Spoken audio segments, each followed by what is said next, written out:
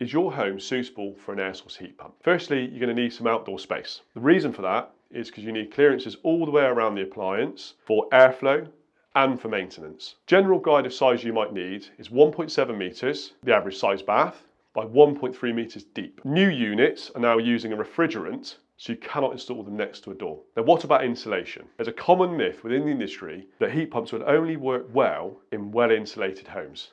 Top tip: check out your home's EPC for a quick snapshot of past upgrades, build date and insulation levels. Inside your home, you will need space for a hot water cylinder, traditionally the airing cupboard. You might also require larger radiators, because heat pumps run at lower temperatures than what gas and oil boilers do, meaning you need a bigger surface area to be able to provide the same warmth. If you have underfloor heating, that's ideal. There may also be some pipework upgrades, because a heat pump requires around about 4 times the flow rate to modern gas and oil boilers. Additionally, you will need your electric and water supply checked to make sure that everything will work as required and be safe. Finally, if you have a large or a poorly insulated home, you may need more than one heat pump, known as a cascade system, or additionally a backup heater. Most single air source heat pump units will max out at around about 13 kilowatts, which is enough for most properties. We know this is a lot to consider, but the right installer will make sure that all of these considerations are factored into when choosing the heat pump for your home.